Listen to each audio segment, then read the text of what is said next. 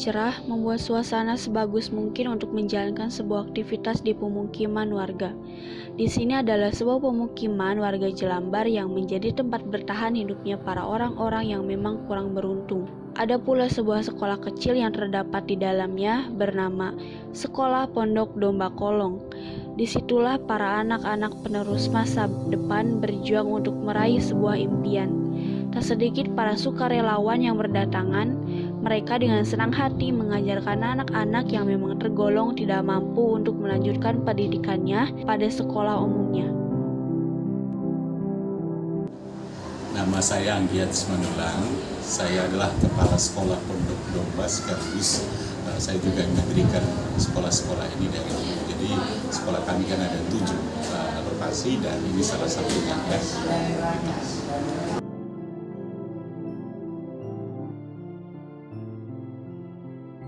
Awal mula berdirinya ini mungkin dimulai dari pengalaman saya secara pribadi ya. Jadi dulu setiap kali saya kemana-mana kok sepertinya gampang sekali langsung anak-anak kumpul gitu ya. Siapa tahu dilihat muka saya muka kasihan mungkin kan. Jadi dari situ awalnya. Jadi dulu kami ada kegiatan yang bersifat kerohanian di stasiun Tanjung Priok. Lalu saya melihat banyak sekali di sana anak-anak yang seperti nggak terurus ya, dari anak-anak jalanan. Ternyata setelah saya teliti mereka nggak sekolah. Lalu saya usahakan mereka bersekolah di sekolah-sekolah negeri dan swasta. Waktu saya masih kerja di kantor ya, jadi saya biayain banyak anak. Lalu yang terjadi sebenarnya bahwa mereka tidak sukses ya. 2-3 bulan mereka bertahan di sekolah, tapi setelah itu banyak yang akhirnya mereka tidak bersekolah. Saya tanya kenapa? Nggak ada ongkos kah? Yang lain saya tanya, kenapa nggak sekolah lagi? Ada tagihan di sekolah saya nggak bayar kah? Dan hal-hal begitulah yang jadi masalah. Dan pada waktu itu ada teman kami yang membangun tempat pelayanan rohani untuk anak-anak jalanan di sekitar stasiun Tanjung Priok. Dibangun 4x9 meter di tengah-tengah rel. Saya pikir ini untuk apa? Makanya kami mulailah membuka sekolah waktu itu, dan setelah kami mulai ternyata baru dimulai sudah 45 anak yang terbaik di sana. Semua adalah anak-anak yang tidak bersekolah, sudah lebih umurnya dari 7 tahun tapi tidak bersekolah sama sekali. Jadi semua ini anak-anak jalanan awalnya. Untuk anak-anak jalanan awalnya kita dirikan sekolah ini. Gitu.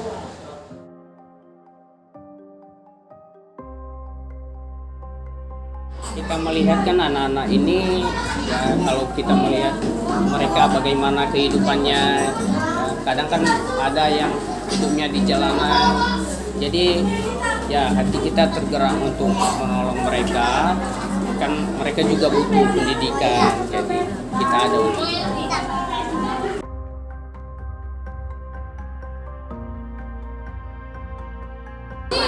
kalau kegiatan saya ya kebetulan saya orang Kristen, jadi saya melayani di gereja.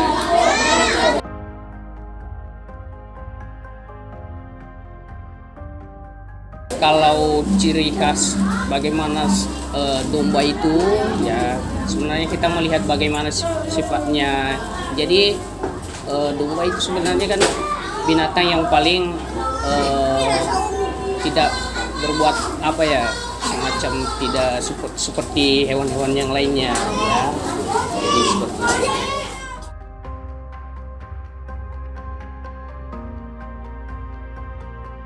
Saya berharap mereka ini bisa sukses ya, hidupnya akan lebih baik lagi ya. Kita pasti mau mereka bisa melanjutkan pendidikan lagi, bukan hanya sekedar sekolah dasar, SMP, SMA sampai perguruan tinggi bahkan.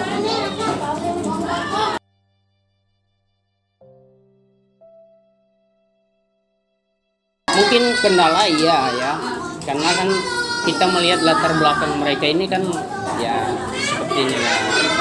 Terus kan jarang juga kehadiran mereka itu, ada juga yang nggak hadir terus menerus, nggak disiplin lah istilahnya, karena kan berbagai faktor ya. kita maklum untuk itu ya, tapi dalam pengajaran ya mungkin ada keterbatasan juga, tapi kita tetap mengajarkan mereka dengan sepenuh hati.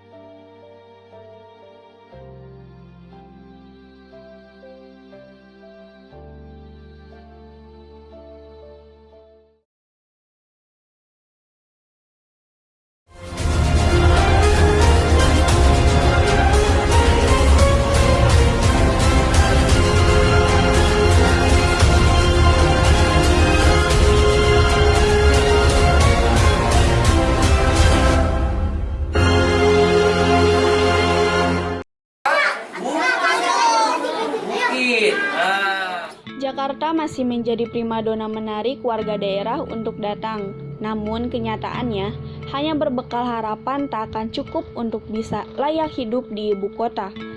Fenomena manusia kolong masih dapat dijumpai di pinggiran kota Jakarta. Salah satunya, ada sejumlah warga yang bermukim dan tinggal di bawah kolong tol Jelambar, Jakarta Barat. Tidak sedikit dari mereka yang tinggal di bawah kolong jembatan ini bukan merupakan warga Jakarta. Mereka datang ke Jakarta dengan harapan mendapat kehidupan yang lebih baik dibandingkan di daerah asalnya.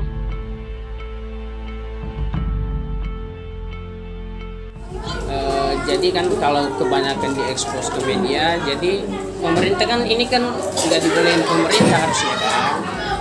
Jadi bisa berakibat penggusuran ya. Takutnya seperti itu. Kasihan nanti anak ini karena ada yang mereka belum ada kakaknya, belum orang tuanya juga seperti itu.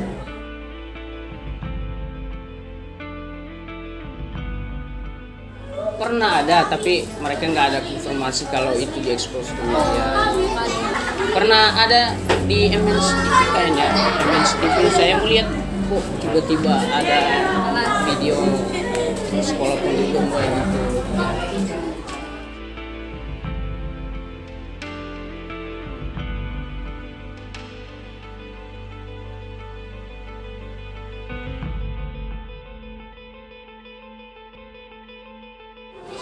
Dia cita-citanya jadi apa sih? Dokter, Dokter. Kenapa pengen jadi dokter? karena saya mau kasih orang sakit. Dokter Putino. Dia kelas 5 ya? Pelajaran apa yang dia sukai? Matematika. Kenapa suka matematika? Karena menghitung ya. Nah, gurunya siapa sih yang mengajar di Tika? Dia? Tika itu dia sama Pak Amos. Seneng banget. Senang. Kenapa suka sama Pak Amos? Kalau kasih dia aja. Enggak. Oh, pelajarannya asik ya ngebawainnya. Suka ada kerja kelompok nggak?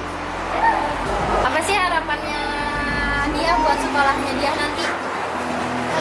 Harapan dia buat sekolahnya dia nanti apa?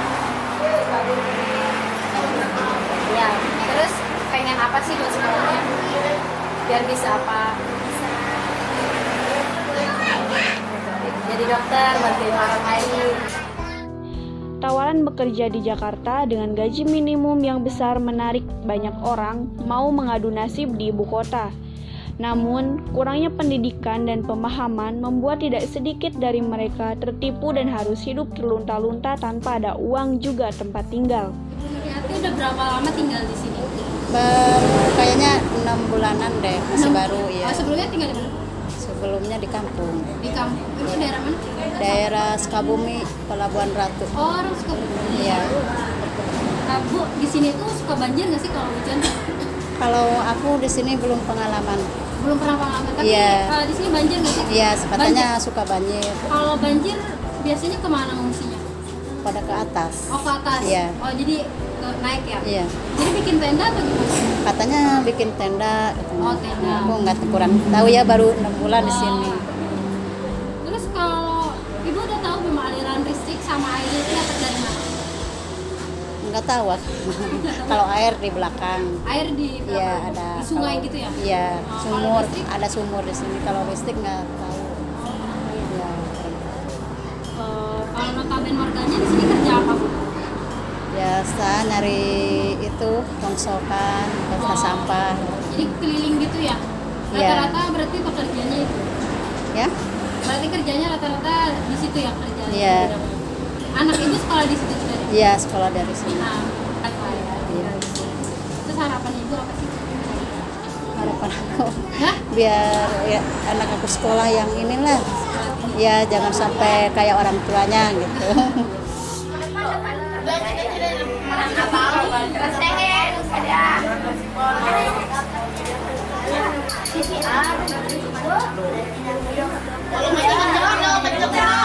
Kenapa pengen jadi dokter? Kelas 5. Apa aja yang udah dipelajari di kelas 5?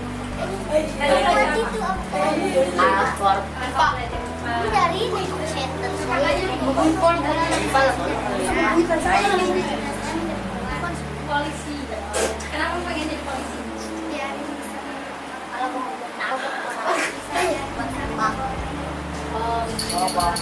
Kelas berapa?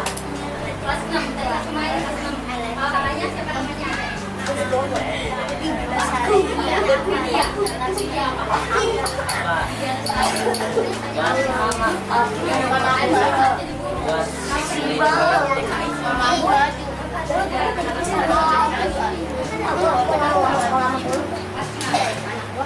Tadi namanya siapa? Ya, Cici sama Vidya. Tepuk tangan dong.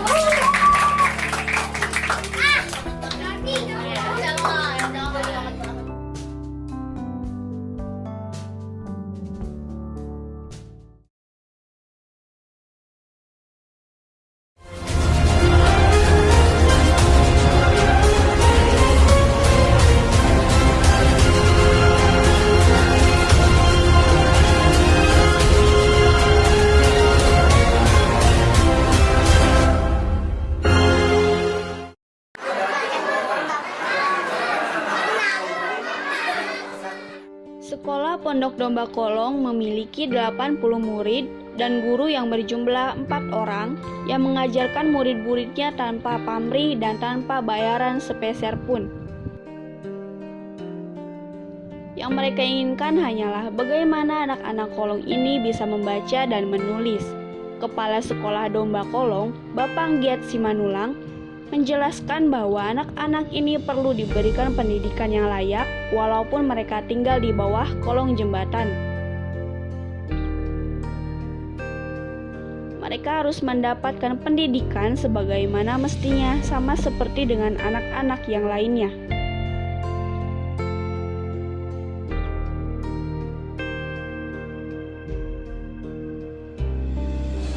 Tapi sebenarnya nggak usah ada sekolah pondok domba kayak gini.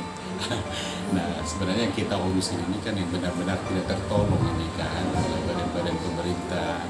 Jadi istilahnya ya seperti itu. Jadi kayak tadi masalah mengenai kependudukan, mereka nggak bisa bersekolah kan itu. Jadi apa boleh buat. Jadi kita yang kita tangani ini orang-orang yang benar-benar tidak tertolong lah istilahnya kan. Jadi harapan kita ke depan, harapan kita kalau bisa nah, jangan ada yang gini kan gitu ya. Tapi harapan kita karena memang ini selalu problem sosial dan masalah ekonomi. Jadi ya harapan kita ke depan ya makin banyak orang yang peduli dan perhatian kan.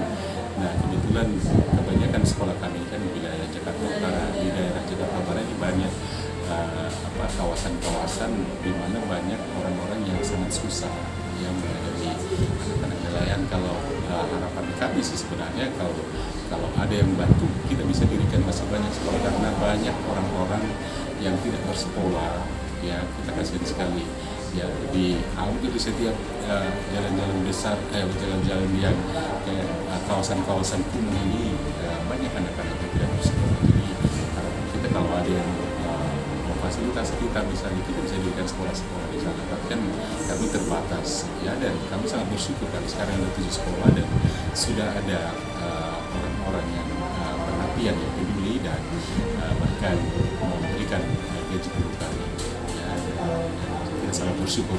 Harapan ke depan makin banyak orang ya, jadi nanti mungkin kalian mahasiswa arahkanlah ya, keluarga-keluarga yang kira-kira bisa menolong ya, supaya kita bisa banyak berperan untuk membantu pemerintah menangani yang tidak tertangani ini ya. Gitu, terima kasih. Sekolah ini sepenuhnya dijalankan oleh kelompok sukarelawan yang bekerja keras untuk memungkinkan sebanyak-banyaknya anak bisa bersekolah, serta menyediakan makan pagi dan makan siang bagi mereka. Para guru dan sukarelawan juga mencari dana untuk mendukung program beasiswa bagi anak-anak tersebut melanjutkan studi ke SMP dan SMA, serta program layanan kesehatan bagi anak-anak. Saya harap masa depan anak-anak sekolah Pondok Domba Kolong ini akan menjadi orang yang sukses di kemudian hari.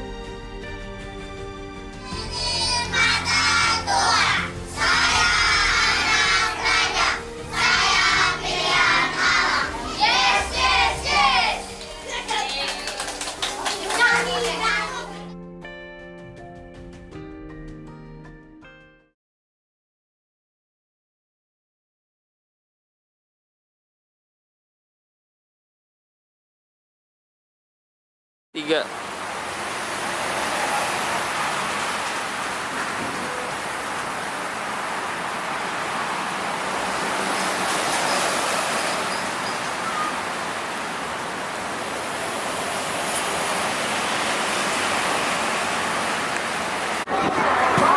Ada kamu sebagai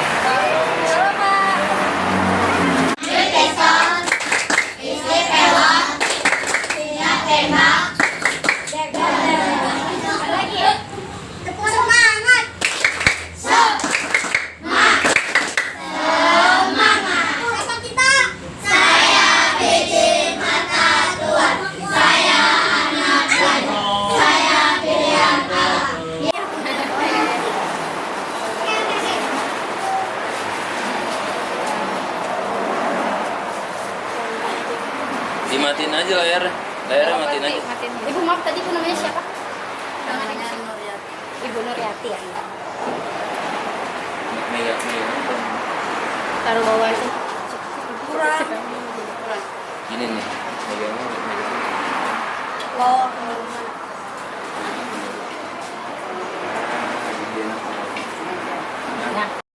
Harapan kedepannya buat pondok apa ulang Pak?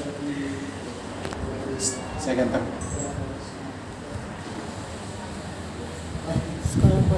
Sekolah ya ini apa sih, sekolah Pondok Domba